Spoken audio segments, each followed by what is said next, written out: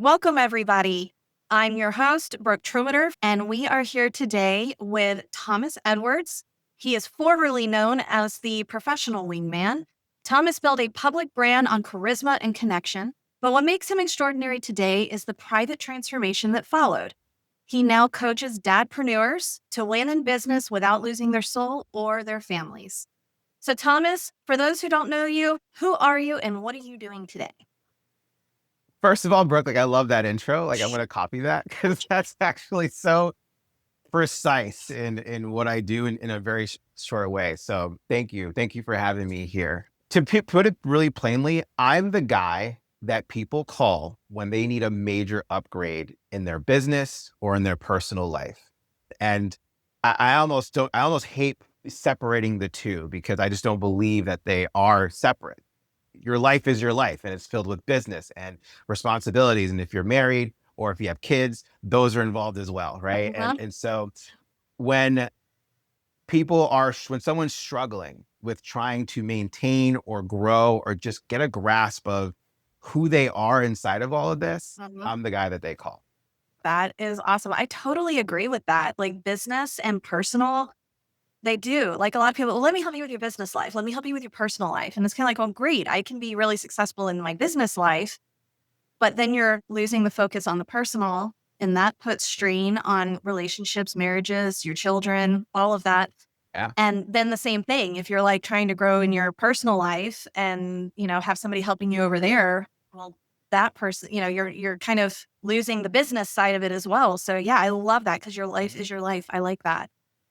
Yeah, absolutely. I mean, the whole idea of work-life balance by itself is a lie because you at some point you're not working and then you just have your life. So it's all inclusive. And I find that the number one reason why most people struggle with it is because they believe that they have to be or do something different in one area as opposed to another area, right? Like there needs to be a work version of me and then a dad version of me, or a work version of me and a wife version of me. And that's just not true. Like when you're splitting your identity in half, it actually doubles the pressure and the mental load it takes to maintain two separate identities in one life. Yeah. So the number one thing I do is to help people really integrate themselves in a way that allows them to show up authentically, fully, and powerfully in every area of their life that they desire success. That's me. I just actually had, and it's kind of interesting that you say that. I just had this conversation. I was asked when I was a guest on a podcast recently, because I build podcasts for people. That's what I do. Nice. And for business and landing clients and things like that.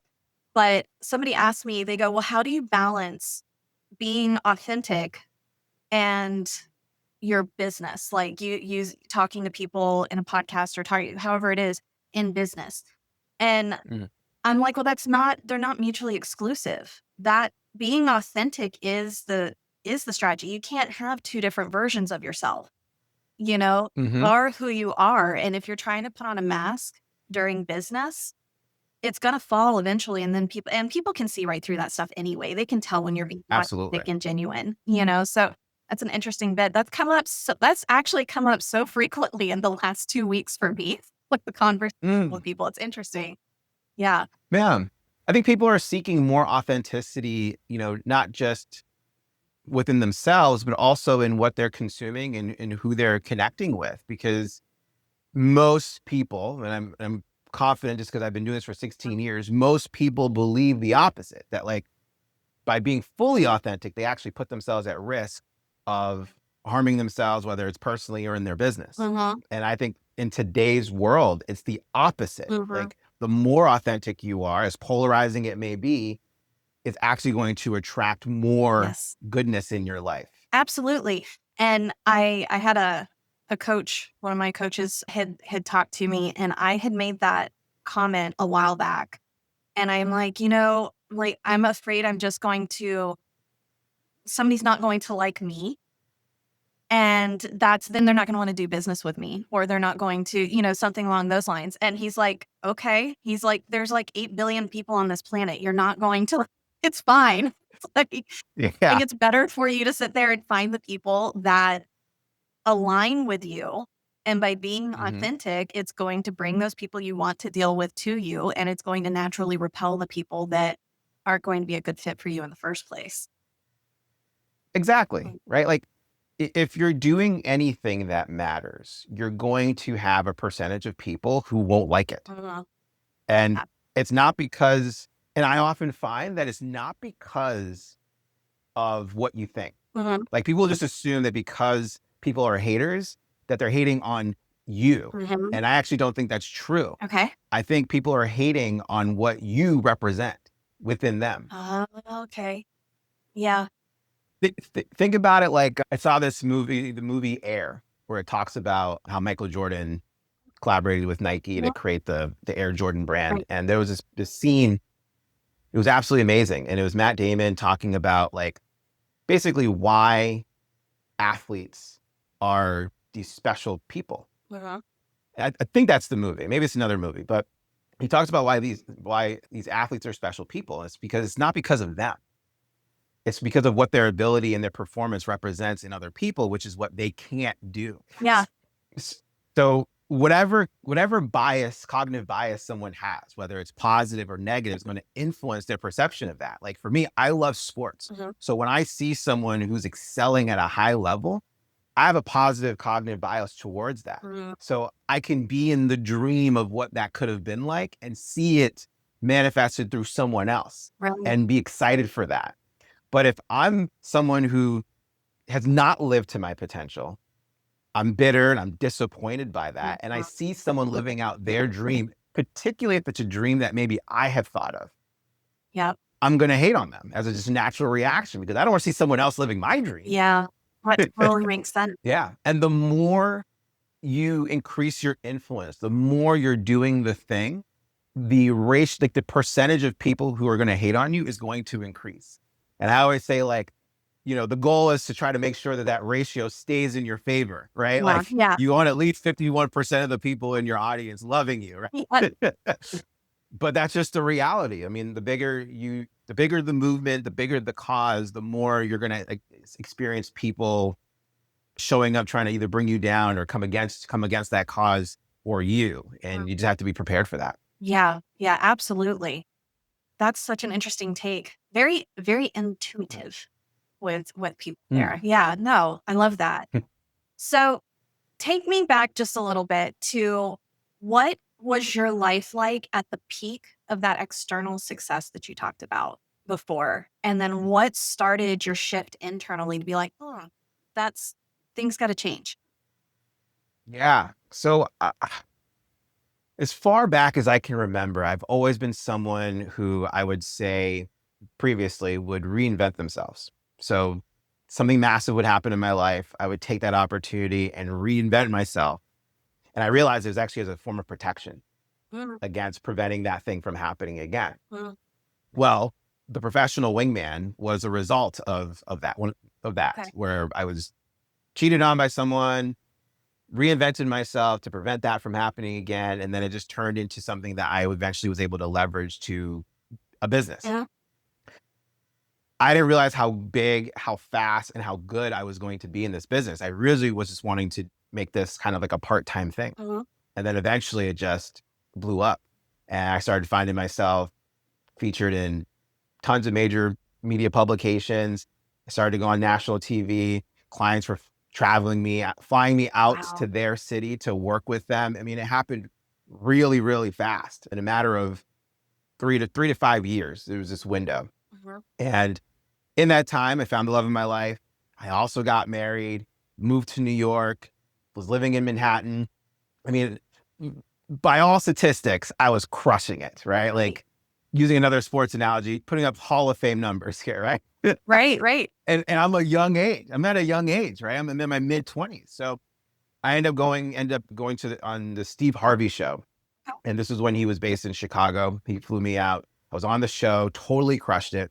Even he was impressed.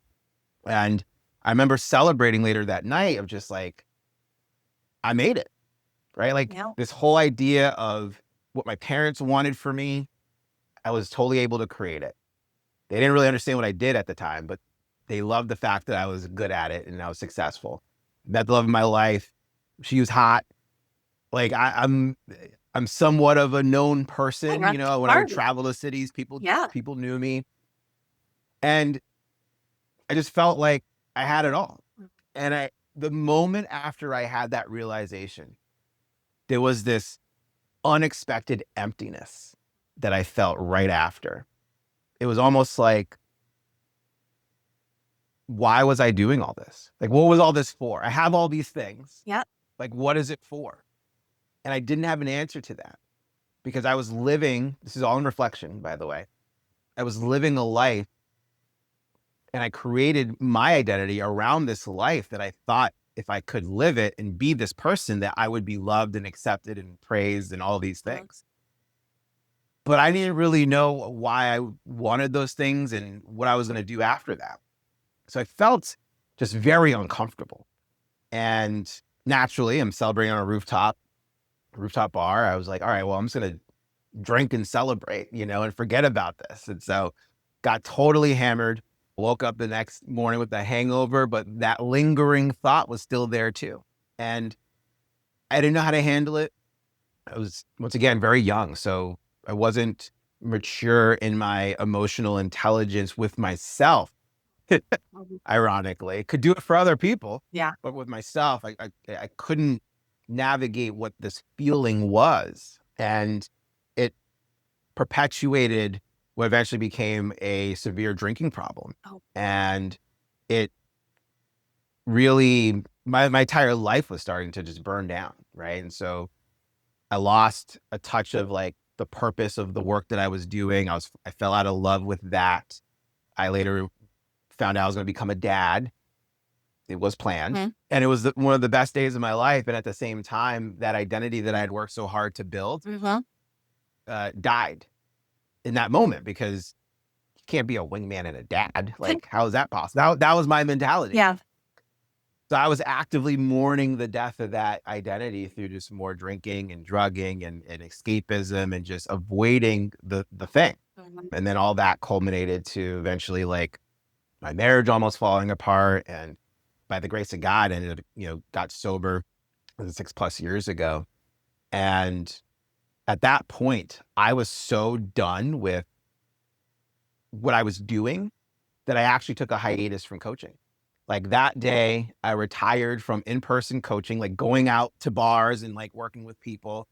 And I took a hiatus from coaching because I didn't know anything else about myself up to that point, except for the fact that I was a Mhm. coach and I was a wingman. So I took some time, went back into myself and kind of just reconnected some dots. Like, what are some things that I love to do? Mhm. Where do I find joy? Because I haven't had it for years. Like, let's start from there. And Yeah. that's when I came across, and I joke around, like my first true love, which was video games. Oh, And fantastic. yeah. And I remembered for me, video games was never, you oftentimes will hear people talk about video games being kind of an escape hatch, an outlet where people can kind of just avoid life. Mhm. But for me, it was never like that. It was a place to freely express myself, to inspire creativity, to see the mechanics of how things were built. And I actually went to school to become a video game producer. So I always had Wow. that passion with the academic knowledge around it. So I decided to just pour myself into the experience of video games, and I pursued a semi-professional career as a gamer. Oh my Um, goodness. competed in tournaments, and then I ended up competing in an in-person tournament. This is 2019, just to kind of date. Huh? It was my first in-person tournament out of 120 people. I think I came in, 33rd, which was really good for a first timer. Huh? And I remember walking out of that situation just totally on fire because my experience up to that moment was like, I was practicing every day, playing video games. I was connecting with people around the world. I mean, I would used to wake up early in the morning so I can play against players in Japan because they were typically the best in the world. Yeah. And I would just use that as my training ground and connect with people on Twitch and different communities. And I was totally myself. Mhm. Like no one knew that I was the wingman. No one knew my past. They just saw me as a fellow gamer. And the whole experience end to end was just so much enjoyable. And I was thinking to myself, I was like, man, like, I wish my life was like this, where I can just like play all the time, let it be practice and perform and like track the whole experience. And then that's when it clicked for me. I was like, wow, like, what if I just allowed the philosophy around that, the principles around that to be my coaching methodology? Mm-hmm. And then that's when the one up effect was born. And the one up effect is a philosophy that basically says, like, if you remember Super Mario Brothers, Yeah. whenever you would play originally, like, it's kind of a game of scarcity. You're trying to like not die, get hit by the Goomba, fall in the pit, right? And you're trying to just get your bearings. Yeah. But as soon as you get that first green mushroom, which is like the extra life, all of a One sudden up.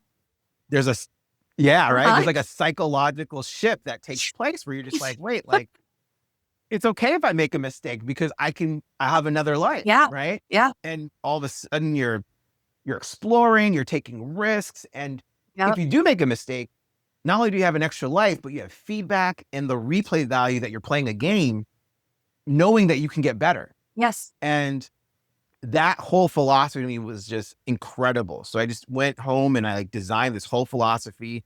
Then COVID hit, Ugh. and it was the perfect thing for the people that came to me to work with them, Mm. to work with me, to use this philosophy to manage not just their business, but their everyday lives, their marriages, their kids, their personal health. And I realized, wow, this is massive. Mm-hmm. And that's where I started to see the opportunities where the things that I've learned in 14, 15, 16 years in dating and relationships can easily be applied to so many other areas of life. Mm-hmm. And that's when the shift took place. Got it. Yeah, that's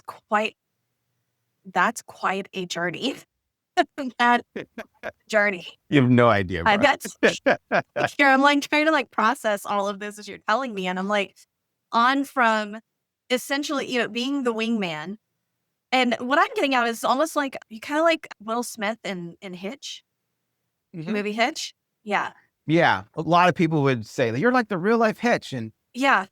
I remember that even the first time someone told me that, I was like, I don't even know what you're talking about. And then I looked and I saw the movie and I was like, oh, wow, that is very similar, Yeah. But I never claimed it because I didn't want Sony to come after me, right? But like when people but when people heard it and I was like, yeah, like it made sense to them what I was doing. Cause I was helping guys who wanted to find love because they wanted to make a family. Yeah. Right. They wanted to start building a legacy. And I really enjoyed helping those guys find those people. And I worked with women too, And so once I got to the point where now there's over 400, probably closer to 500 now at this point, marriages. Wow. Yeah. Like it's amazing. That whole experience was absolutely amazing. Yeah, because you went and did that. You made it all the way to Steve Harvey, which is, I mean, everybody. I mean, almost everybody knows who that is. Yeah. And you've made that connection. You're on there.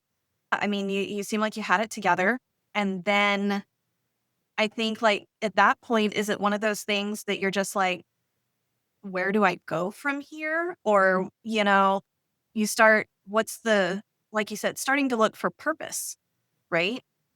And Yeah. It was like, it wasn't so much like, it was one of the questions was, where do I go from here? But the other question was like, why am I doing this? Mhm.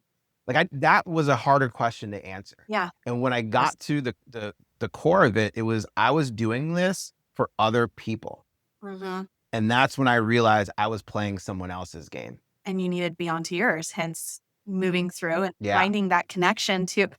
That's just wild to me. Switching from doing that kind of work to semi-pro video gamer, which I totally get that. I am not a massive video game person. I suck at them personally when it comes to, I like my Mario Brothers. I want the original one from Nintendo, and that's like the one I got good at. All Yeah. I'm doing, right? Yeah, Mario Kart. I am kind of the queen of Mario Kart, not gonna lie.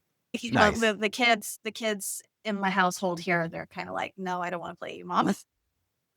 There you go. But my oldest daughter, she is the gamer person. She's the one that's always, especially computer games like the PC games and things like that. And I remember my daughter would watch a lot of the video gamers on YouTube.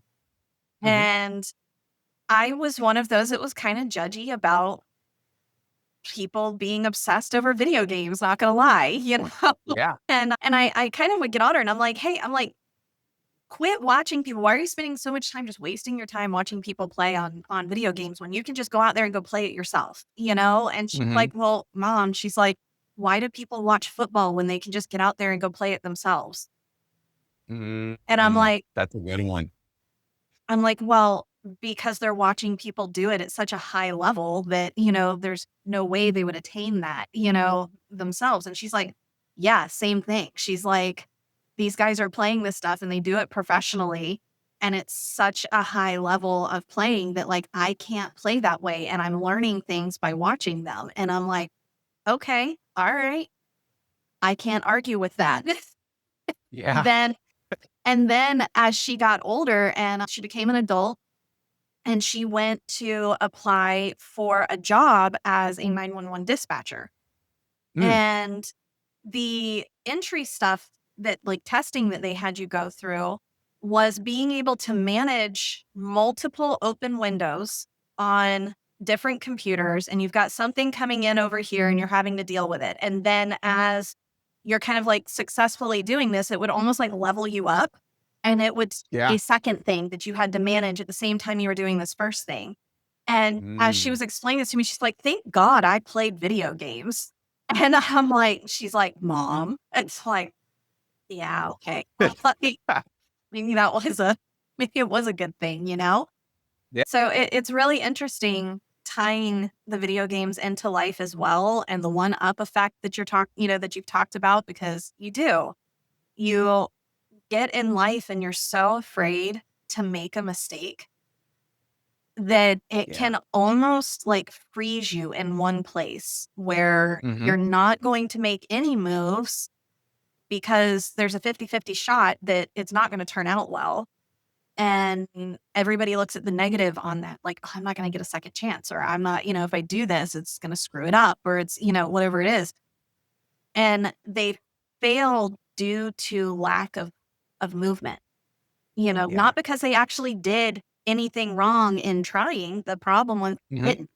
And from, Yeah. like you said, that fear of, that's it. This is going to be the only option, the only chance I get, you know? Absolutely. Absolutely. And I would even take it a step further, before action shows up, there needs to be like not just a decision, but just like a belief that you can take action, Mm, right? Like action always comes comes after a thought, that's true. and feelings drive the intensity of the action. Mm-hmm. So if you don't believe that you can do something, Mm-hmm. you might feel, I'm just using an example here, less than, Yep. and that's going to create a feeling of immobility Mm-hmm. for you to take action. And I always talk about like, someone always asks me, like, how do you actually build confidence? Like someone had asked me about that because they were like, you basically sell it. This was back in the days of Wingman. Yeah. How do you help someone build confidence? And I go, well, confidence is a result of a feedback loop. Uh, And at every stage of decision, belief, action, and feedback, there's in between those points, your thoughts, your feelings, and your behaviors before each point. But where confidence shows up, people expect that confidence just is something that like just happens within us. mhm, Confidence is not required for you to do something. mhm. People get that wrong all the time, Yeah. right? It's actually confidence comes as a result of doing something. Mhm.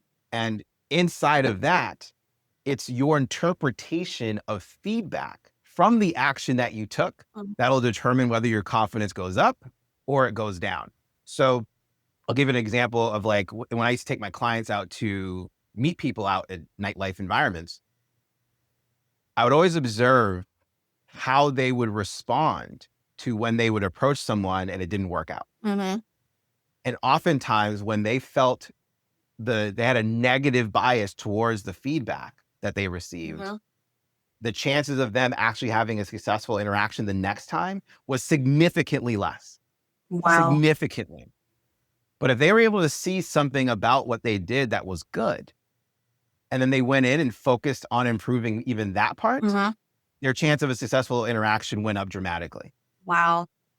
That's And they don't realize that they actually built confidence through the initial rejection that they had. that makes sense. Yeah.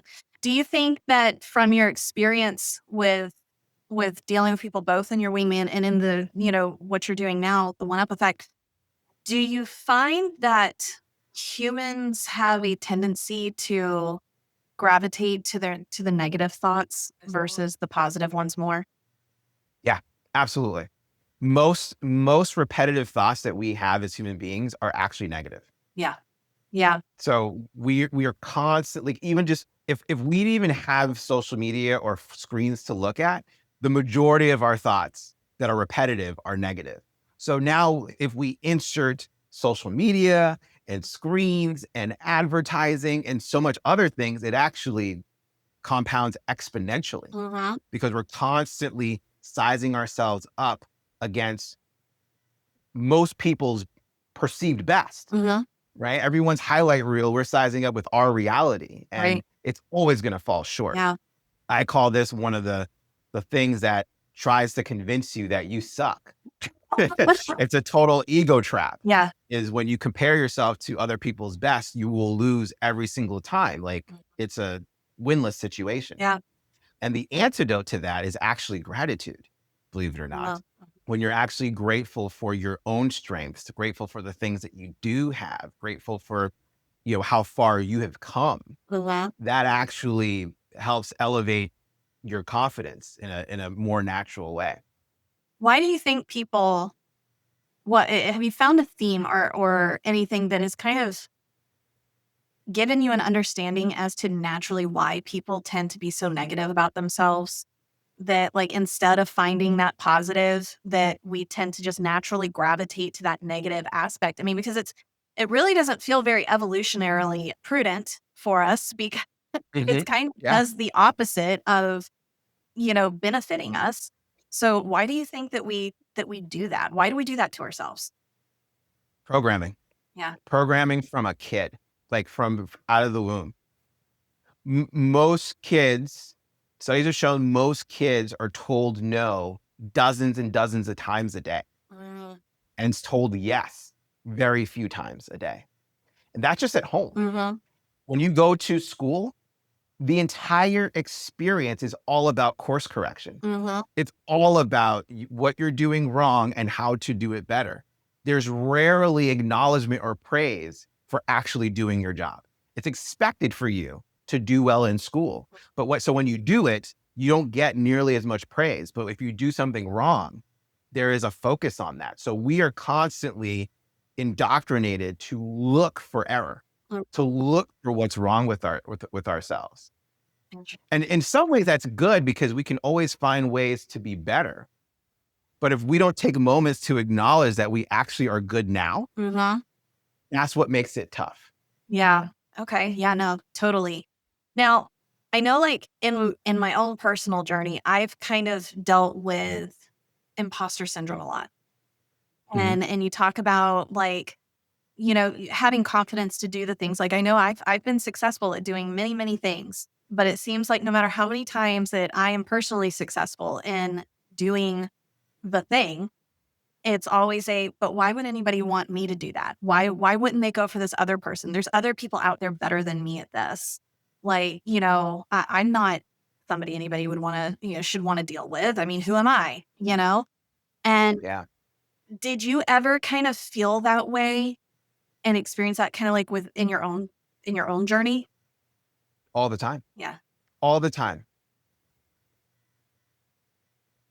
That moment when I was in Chicago was probably the most intense feeling of imposter syndrome that I ever experienced because I'm sitting there, totally success, but feeling like a total fraud because none of it was built on who I really was. It was built on who I thought I needed to be. And that's just a house of cards. That's just bound to collapse. Yeah. Imposter syndrome is really interesting. I wrote a lot about it in the book, but I also went really deep. And this is a lot of what I work with my clients is imposter syndrome is kind of touted as the belief that you are a fraud and not good enough to do what you want to do. That's kind of the marketed version of imposter syndrome. Uh-huh. As I dug deeper into it, what I actually realized was imposter syndrome is actually a confusion of identity. Okay. Like you believe something about you that is false, Okay. that is not actually a part of your identity. And when you're confused about your identity, of course you're going to question yourself, Mm-hmm. right? And so, for example, I'll give another sports example, right? Like Steph Curry, greatest shooter, 3-point shooter of all time. He experiences imposter syndrome, even if it's at a very small amount. I believe this. Mhm. I don't know if he actually does, but I can't confirm that, right? But I Yeah. just believe that a little bit. Mm-hmm. But what prevents that little bit of imposter syndrome getting in the way of his performance is because he practices, right? Like this idea of faking it till you make it is actually a lie. Mm. That is actually what creates more imposter syndrome, Yeah. because you're literally faking. Totally. You're being false Yeah. in what you're trying to do. So the reframe around that is actually to practice what you want to do better. So Steph Curry, over the course of his career, has taken multiple millions of shots Mm-hmm. over the course of his basketball career, dated back to when he was a little kid. Mm-hmm.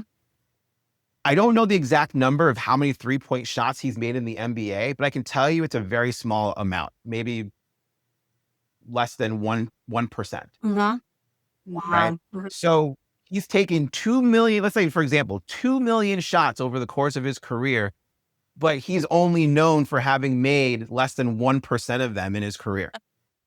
We can all just sit there and be happy with the idea that we were successful in 1% of the things that we attempted.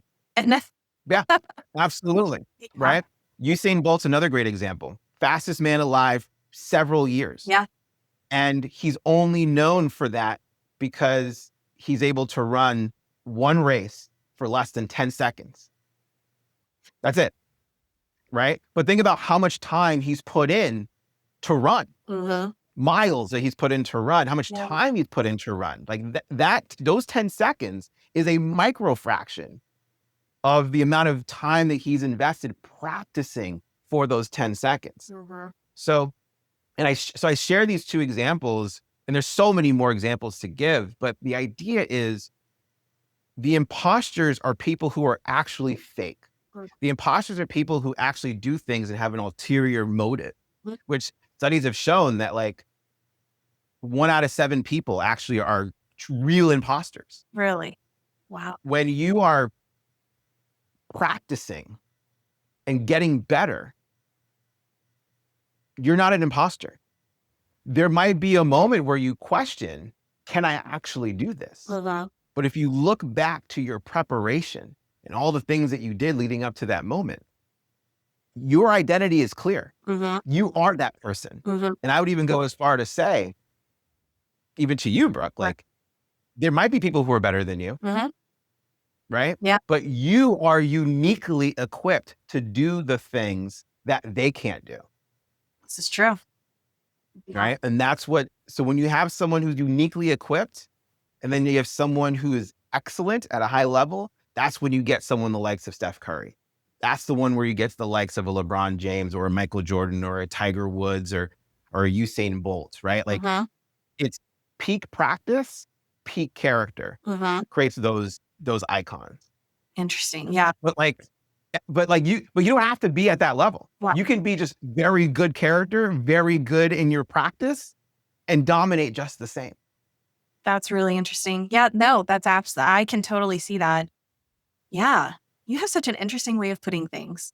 I can see why you're successful in doing what you do. It's worded very, very well, very understandable.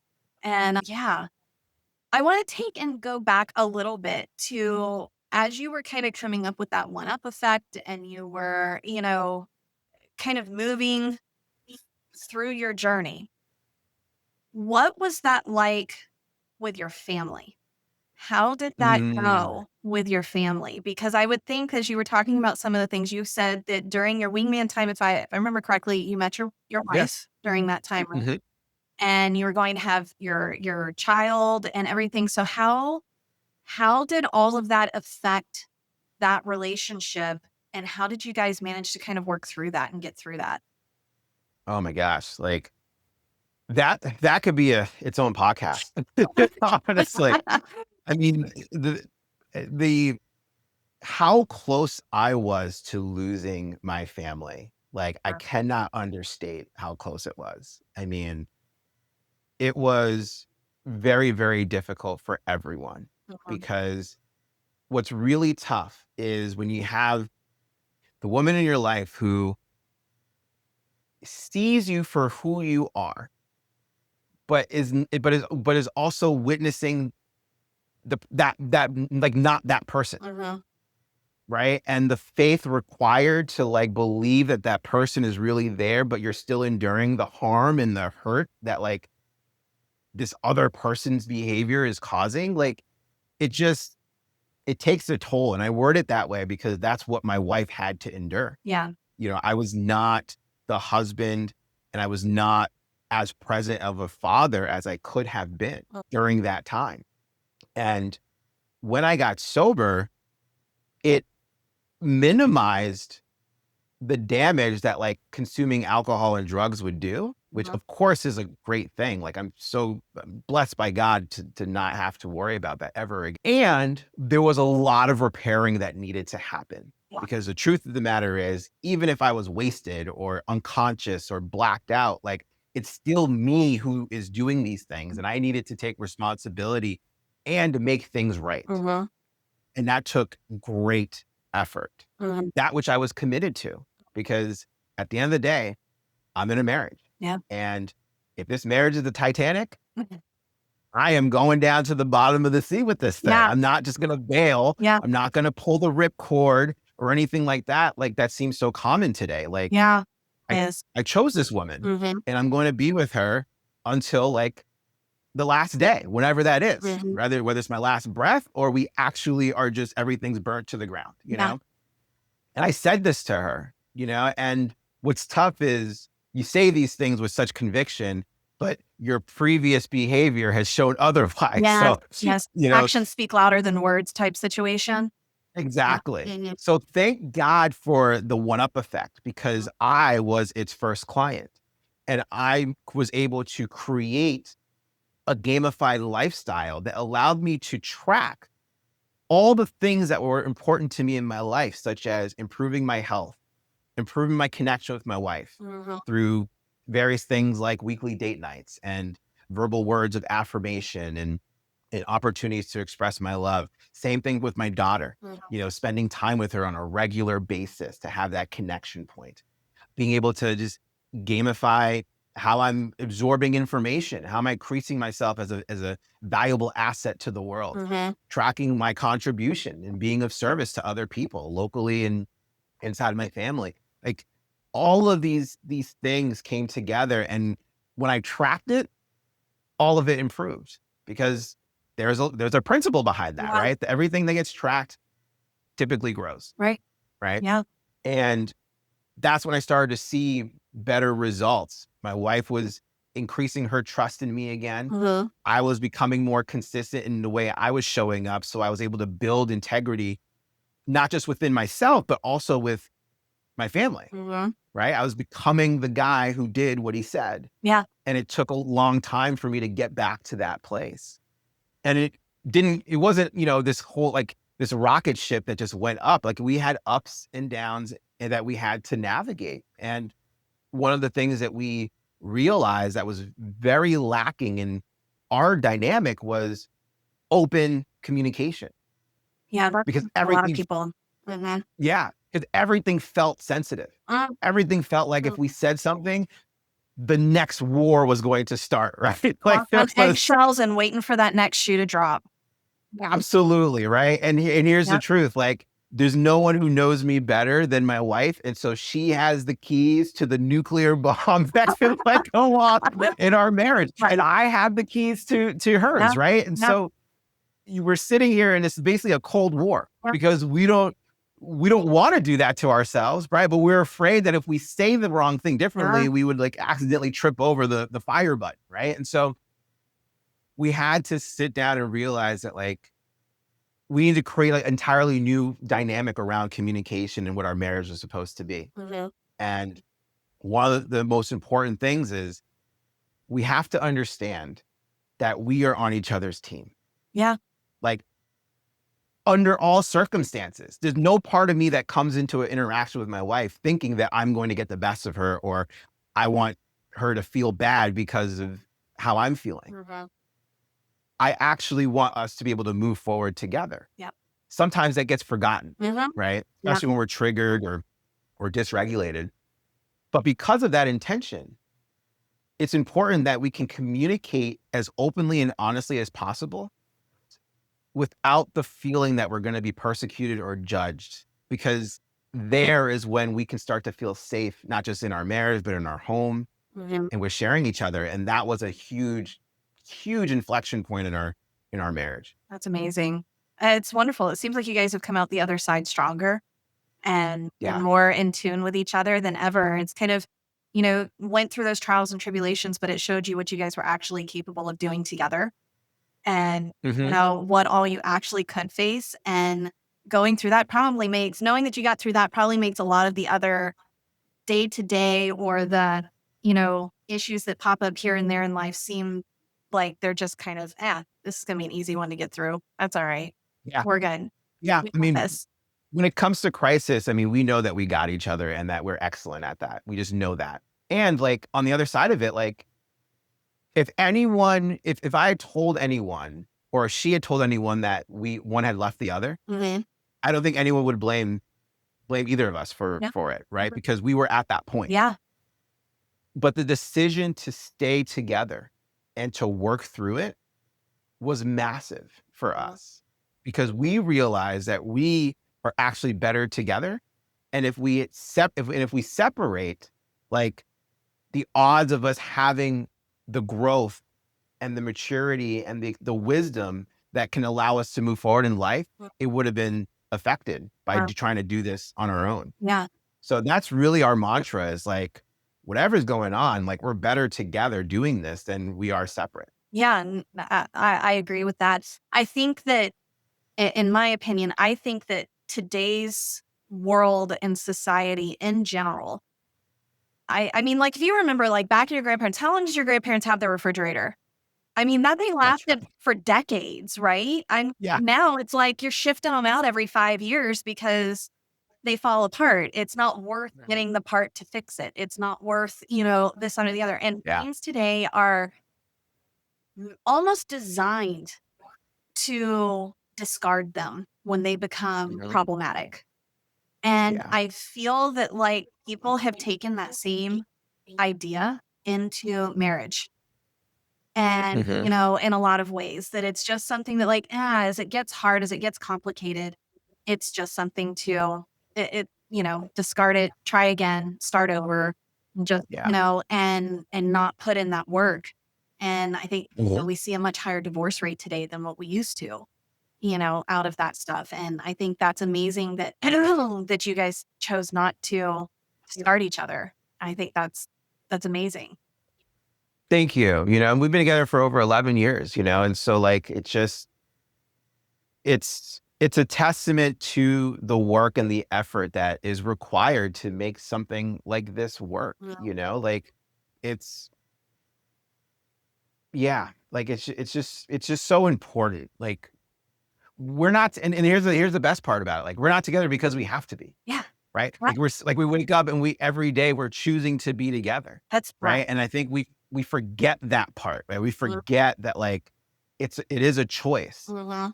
But there's so much more than just the choice, because if I Right. just let it be my choice, I would wake up tomorrow and feel gross and then be like, I don't want to be in this. Yeah. You know what I mean? Like Yep. it's just so much more. That the word choice is not this finicky thing where, we choose today and then we don't choose tomorrow. It's actually just, it's bigger than that. I would go as far as saying it's a decision, Mhm. right? Because when you decide, Yep. you're literally cutting off from all other possibilities. And I think a lot of people aren't willing to decide Mhm. and they'll hide behind choice because you can always change your choices. Yeah. But when you decide, Yeah. well, Now you've made the decision. Yeah. now you made the decision. It's interesting. So my grandparents, they got together very, very young. And it was, I think my grandmother felt like she didn't have a choice, that it was something Mm, that she had to partake, to marry him. And then sometime, golly, I was born, so I know that they were older, but it probably had to be, they were probably in their probably early 40s, maybe something along those lines, early mid 40s. And my grandmother decided, I'm divorcing you. And so she did. They stayed divorced for about a year. She did nothing else. She just lived her life for the year. And then she says, okay, I'm ready to marry you again because I want to. mm, And it was like she just had to like prove to herself that she made the choice and, mm. made that decision. It was so interesting because it wasn't like anybody was running off doing any craziness. I don't even know if they stayed divorced a whole year. I would be shocked to say that, Yeah. but it was all like Mhm. she just had to make those movements to be like, no, I don't want to feel like I'm in this marriage because I have to be. 'Cause times were different back then, Yeah, and absolutely. and she's like, I want to be in this because I'm choosing to be in it. And Mm. that's what she did. Like I said, I don't even think they were divorced a whole year because my grandpa slept on our couch for a while. And so it didn't seem like he was there that long. I don't remember him there that long before he was back at Yeah. his house. And so it was just kind of funny. As, how it is. It's choice, making the choice. And then, after that, they were together until my grandmother passed away a year and a half ago. And she was 81 years old. I think she was 81 when she passed Mm. away. And they got married when they were in their late teens. And Wow. Wow. yeah, yep. And so Right. that was that. And it was an interesting bit about, yeah, choice, knowing that you're making that choice and it's not because you have to be. And that last part of their marriage, they were happy, Mm. they were, and it was Yeah, all that difference of, I want to be with you. I don't have to be with you, you know? exactly, right? You want to and you get to, Mhm. right? And when you offer yourself from that place, the person who's receiving it gets the exceptional reward, Mhm. you know? And Yeah. and that's how I feel about it with my wife, right? Like I want her to know that I'm choosing and to have decided to be here, but also I want to. Mhm. And I know that I get to Yeah. be here, Yeah. right? And that's special. Yeah. And when the two people show up that way, anything's possible. You can really overcome anything. And when there's nothing to overcome, Yeah.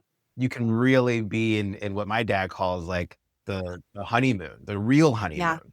Yeah. It's not just post-wedding, it's during your marriage. You can Yeah. experience those I moments. love that. So what has shaped your worldview the most over the last 5 years, do you think?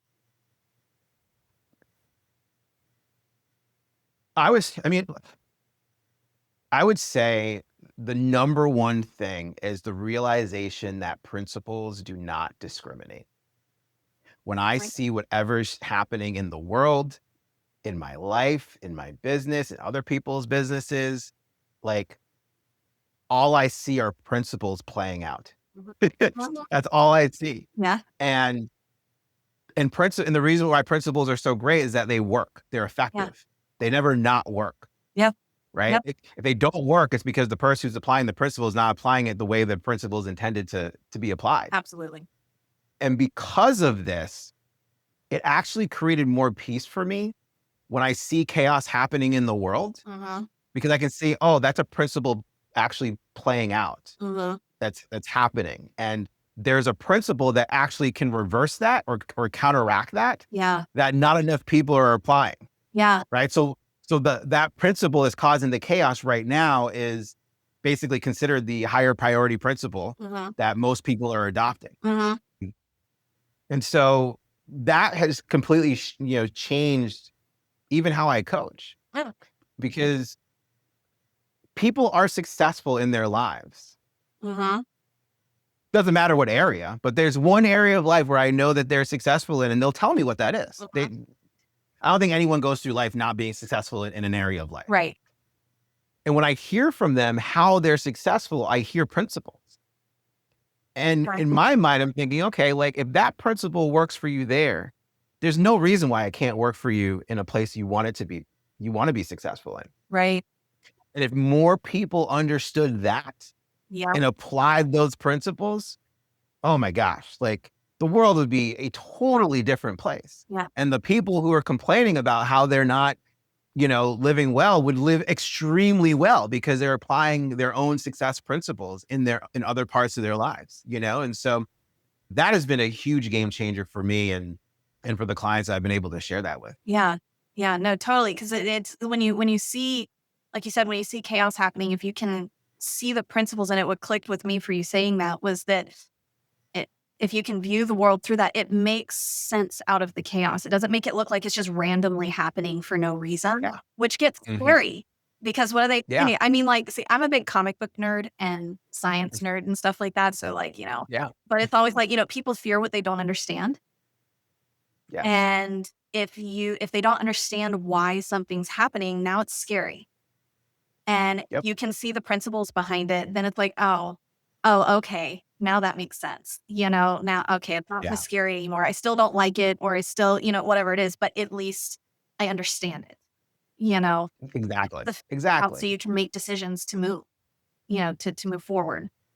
1000%. Right. And oftentimes what I find is there are, I don't want to make things always polarizing, but Mhm. oftentimes there are people who are willing to understand. Like they'll seek the information to understand, and they'll seek a diverse set of information to understand the full spectrum of a thing. Mhm. And then there's others who will seek information from one side of the spectrum. And then there's others who just won't seek information at all. Mhm. Right. And Yep. each of those paths lead to eventually a cognitive bias, Mhm. right? Whether it's Absolutely. for or against the thing. Yep. And and it makes it tough because those who, for example, are limited in their information, right, are kind of leaning on what they know, Mhm. and then they may get threatened by someone who might know more. Yep. And oftentimes what we'll find is like the counter argument will be an attack of someone's character, right? Yes. Who they are, Yes. what they look like, Yep. because that's just a different leverage point. And like, and once again, inside of all of that, Mhm. there are principles that are being applied, Mhm. and how effective those principles those principles are is determined based on the person, Yeah. Yep. right? So if we're in conversation and I'm like, the sky is blue, and you tell me the sky is purple, and I have scientific evidence that the sky is blue. Well, and then you're like, well, your skin's purple. That's weird. You know what I mean? And like, and all, and if Yeah. I feel like affected by that, Yeah. right? Yeah. That means you effectively use a principle True. right at hand, Yep. right? Yeah. Yeah. But I don't have to do that. I don't have to be affected by the fact that you attack my character, Yeah. right? Because my principles are more established or bigger. You could say better if you want to. I mean, it doesn't matter. It's relative at the end of the day, but like I value my principles more than I value that use of that principle. Right. Not you. I value you, Right. but the use of that principle in our dynamic, I don't Yeah. value that as much. And that is something that I think people struggle with too, is it's like if they can't seem to separate a lot of times just what you said. I don't value the principle, but that doesn't mean I don't value you. There you go. And Yeah. they blend it together, and it's like somebody takes it, well, if you don't value my principle, well, yeah, then you're just a discarded person. Get rid of, or whatever. And Mhm. they can't split the two.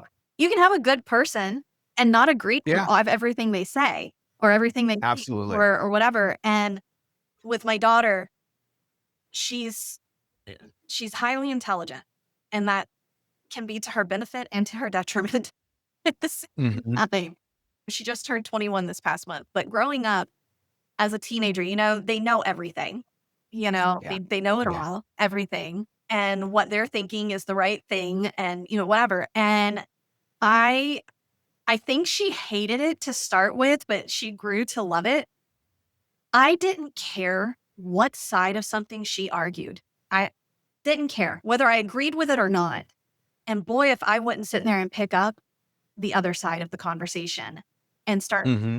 start arguing the other side. She wouldn't necessarily know that how I felt about it, but Yeah. I'm like, I always told her, and I used to tell my students because I used to teach too, and we would do Mm. the same thing. They never knew my any of my personal beliefs, political affiliations, any of that kind of stuff. Like I never let that be a part of it because you don't want to influence. You want to teach critical thinking so that they can Yeah. learn to think on their own. And it would not matter to what they argued, to me. I was going to argue the opposite, whatever it Yeah. was, because I'm like, if you're going to be stout enough to really push your thoughts, then you better be able to solidly defend them. Hmm. And as my daughter got older, I told her, I said, look, I said, if you can't argue effectively both sides of whatever conversation you're having, then you don't know enough to be able to argue it at all anyway, Mm. That's powerful. you know? Yeah. And Yeah. that is how I brought her up. And she hated it to start with, but now, boy, if she doesn't try to do the same thing to me anymore when new topics come up, and she right back at me now. But I commend that. I think it's so important. I mean, to have like a worldly point of view where you can see both sides of the spectrum gives you a more comprehensive like perspective on things, Hmm. And I think like ultimately the end goal should always be for some level of integration, Yeah. of understanding the whole thing, Hmm. right? And finding a solution that can allow things to move forward, right? As Right. best as Right. possible. Right. And now it's interesting, right? This is kind of a global topic. Now we can bring this down to in a micro perspective, right? Like these are the conversations that we have with ourselves internally, Mm-hmm. right? Like Yeah. if there's a belief about ourselves, whether it's limiting or it's empowering, like how do you argue for or against it? Yeah. Are you arguing for or against it, right? Like if Oh, you yeah. believe something that about yourself Yeah. that is limiting, are you spending more time arguing for in defense of that? Like how much are you trying to protect something that's limiting you? Oh, And wow. how much are you spending time elevating something that's empowering you? Oftentimes that's happening before the outward expression of whatever reaction people are having to things. Oh my goodness. And that's You're oftentimes what I wow. pay attention to. Dropping all kinds of truth bombs. Oh my goodness. Yeah. Okay. That one just, you're right. Oh, yeah. Yeah. Totally. And it makes it easier for me to see the person Yeah. as who they are, Yeah. having that experience. Yeah. And it removes me from thinking about them in a particular way. Yeah. And it allows me to separate the words from the person Yeah. because I don't know what's going on inside of them that's causing that type of reaction.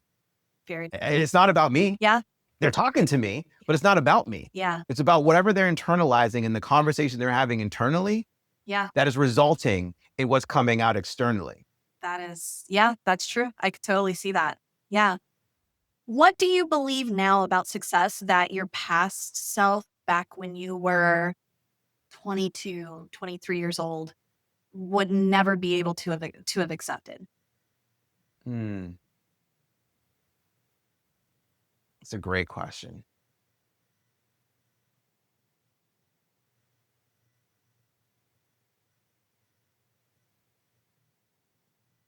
What comes to mind is that success is not a destination, Mhm. it's an experience. Mm. Mhm. That's a big difference for me. I was always trying to get somewhere, get to some place, get the thing. And when I had time to reflect on my behavior as I was writing the One Up Effect and like really incorporating the philosophy, I realized that like I spent so much time getting to the thing that I never actually paid attention to what I was doing in the journey on the road to the thing. Mhm. And what I also realized was the moment I had set a goal for myself, my happiness and my general contentment decreased on the way towards that destination, that Yeah. success. And when I experienced it, I experienced this huge like spike in dopamine and excitement. Yeah. And I realized that like right after that moment, whether it was for a minute, 2 minutes, an hour, I totally crashed. I had a dopamine crash. Mhm. And in order to prevent the crash, what I needed to do Mhm. was set a new destination. And so I fell into the trap of being focused on just creating more and more destinations. Yeah. And I didn't realize that like my success was formulated in the experience of getting to the destination. Mhm.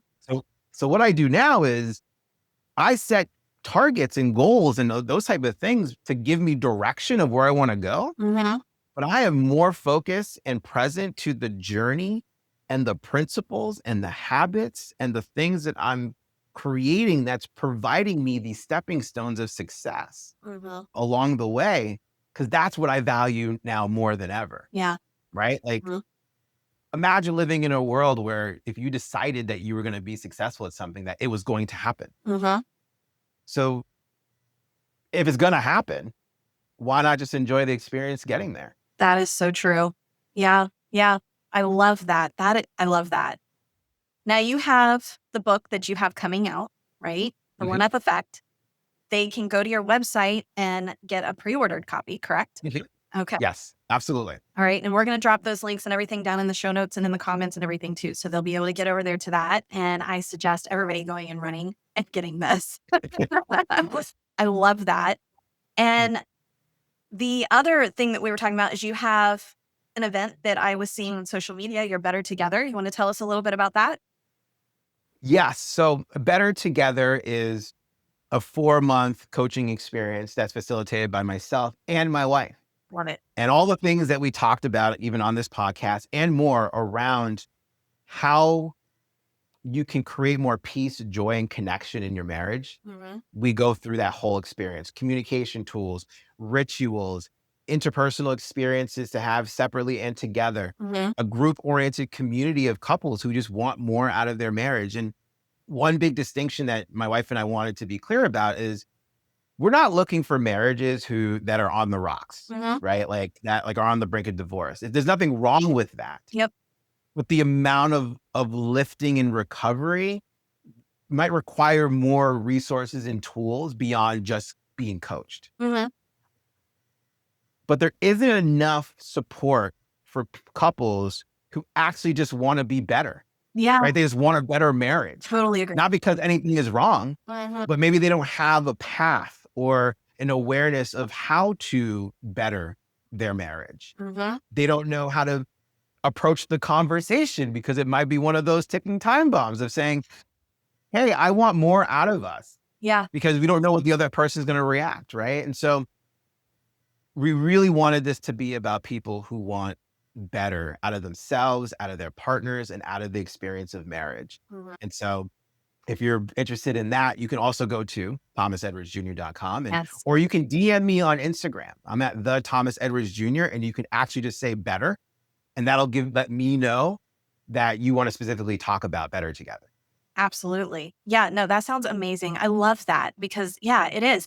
It's so hard because there are all these things to fix your marriage, fix your marriage, fix your marriage, but to sit there and just like, let's just grow closer together. And sometimes you don't know how to do that. It's like you want it, but how do you do it? How do you facilitate it? I love Yeah. that. I love that. I love it Yeah. so much. And to your point, Brooke, right? Like oftentimes we wait until something needs to be fixed Mm-hmm. in order to improve it, React. right? Or band-aid it. Mm-hmm. But there's so many other areas of our lives where we do invest in bettering, Mm-hmm. specifically our health in our business or our careers, Mm-hmm. right? Like no one is happy typically staying exactly where they are when it comes to their health or their business or their career, right? They're always looking for growth. I think one of the most underrated X factors in even facilitating those two areas is Mhm. actually your relationships. And if you're married, it's a super X factor Mhm. because I've seen it with my clients. When they are so connected in their marriage, a lot of what they experience and hear and have with their partner easily translates to their business. Mhm. And there's a freedom and there's a confidence and there's a clarity in their decision making abilities and in their business that just wouldn't exist Mhm. if Yeah. they had that lack of experience at home. Yeah. Well, it goes You back know? to what you were saying about having two different versions of yourself, your Yep, business and your life version.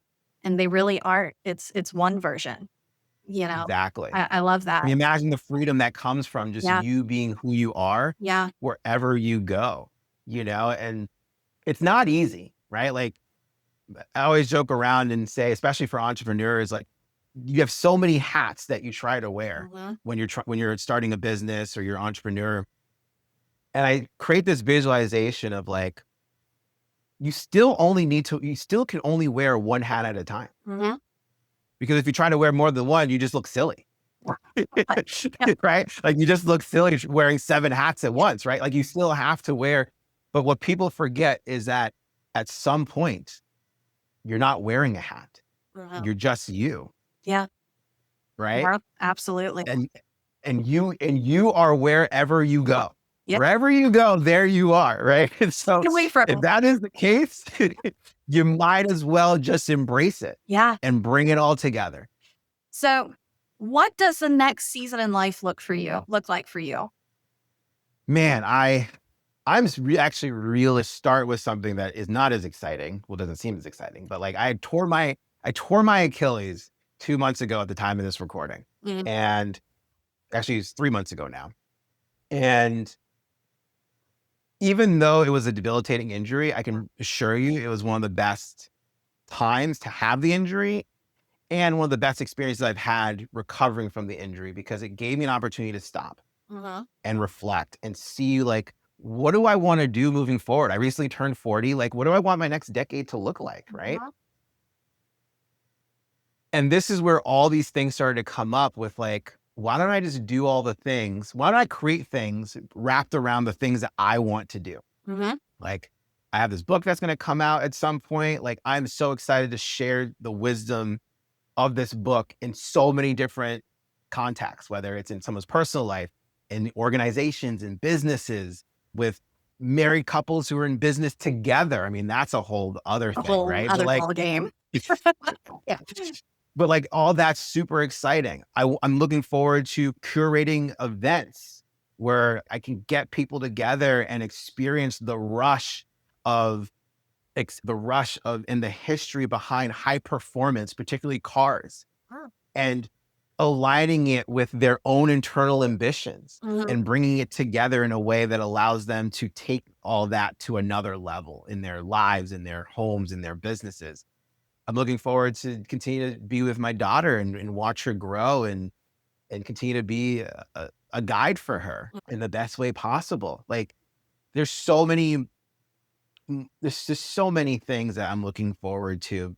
I think beyond just like my family, I'm really looking forward to the lives that I'm going to have a chance to interact with and hopefully help make better, Yeah. help improve. There's a lot of people out there that need support. Yes. I think more than ever before, honestly. I agree. And if I can find a way to be of service to support them in living a life that they want, Mhm. especially if they have kids involved, just because whatever they end up acquiring, their kids acquire it too. Like, Generational. Yep. yeah, like that type of thing really lights me up because I'm living it, Yeah. and I Mhm. want to be able to empower people to do the same. Yeah. Now you mentioned your high performance cars. We Yeah. talked about something a little bit earlier before we got on camera. Do you want to dive into that a little bit? Yeah, I mean, right now there's an event that I haven't officially announced, but like we can talk about it now. This will be the official announcement. It's it's called the Inner Drive, Okay. and it's a 3-day experience for high performing entrepreneurial men. I I would love for it to be with dadpreneurs. But if you're not a dad or you're not married, it's okay. You can come. But we're keeping it intimate, and it's experience that's we're partnering with a racing league called Formula GT, and it's meant to really bring together the history of high performance, the thrill, and the hands-on experience of driving incredible cars on incredible tracks, meeting high performance racers who risk their lives driving at, 180, 200 miles per hour, and the discipline and the training that comes with that. And then combining it with personal transformation. That's How do you take these experiences and the things that you want to create and turn it into something that actually can drive you forward, not just for yourself, but for your family and for future generations and the community that you're a part of. Mhm. I'm really excited. I mean, this is the kind of event that I've always wanted to be a part of, and I couldn't find it. So I was like, I'm just going to create Make it. it. Yeah, Make exactly. it. It's happening in California, August of 2026. And if you want to sign up, once again, you can go to thomasedwardsjr.com Yeah. and you can get on the pre-launch wait list. Where do you still feel like you're a bit stretched in your own life? Ah,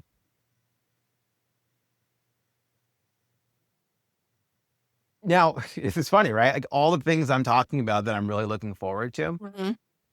also comes with the caveat that like I have the capacity to do all these things, right? Or And I think where I have to be really mindful of Mhm.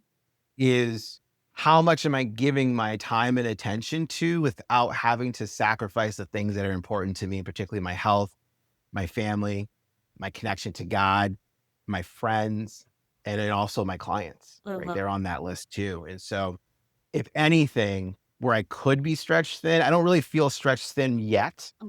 Yeah. But I feel like it could happen once some of these things are actually showing up, like Mm. when it's time to launch my book, Yep. when this event is actually coming together in the last 6 months, when I'm able to actually create significant impact in my local community of Wilmington, North Carolina, and really help businesses grow and the hands-on approach that I intend to take. Mhm.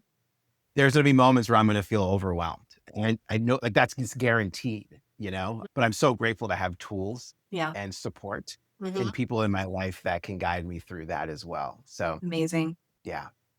Well, all right. So as we're starting to kind of like bring our conversation kind of round it out and, kind of bring it to an end, I have a couple of, if I could, some fun kind of rapid fire questions that Yeah. probably make no sense and it's fine. They're just for fun. Okay.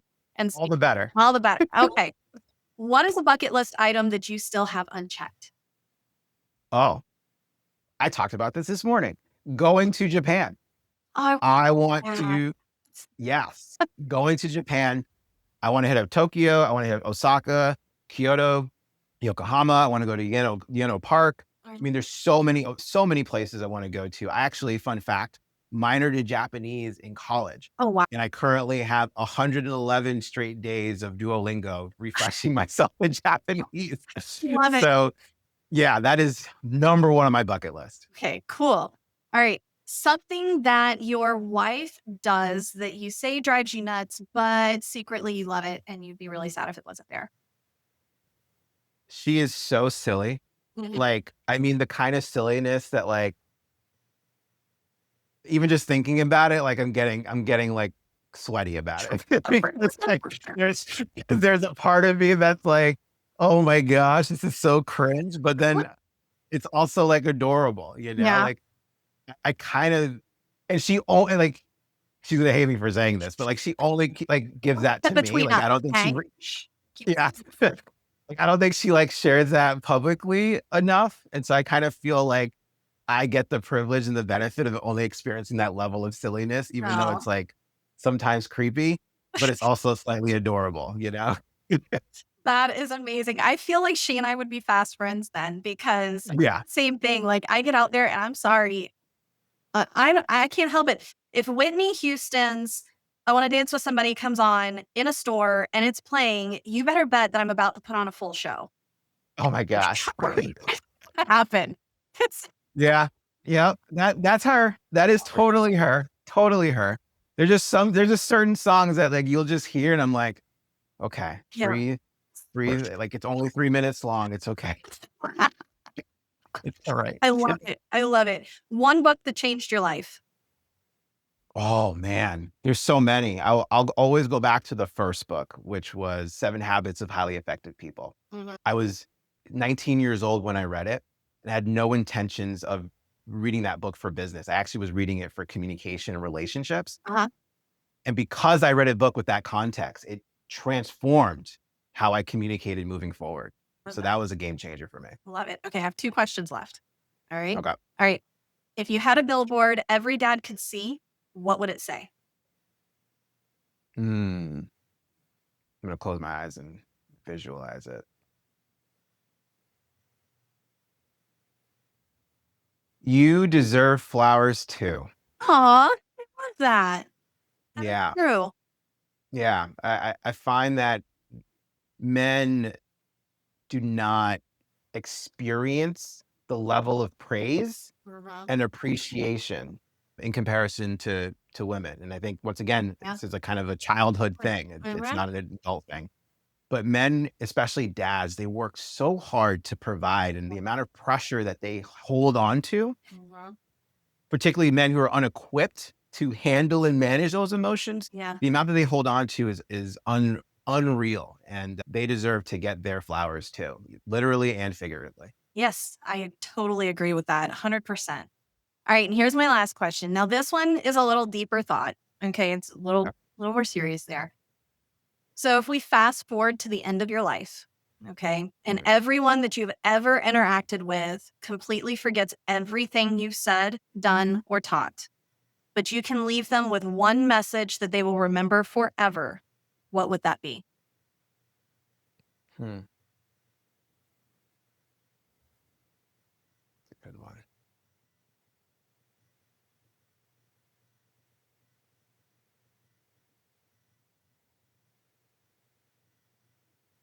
What comes to me right now is never forget that you are someone else's inspiration.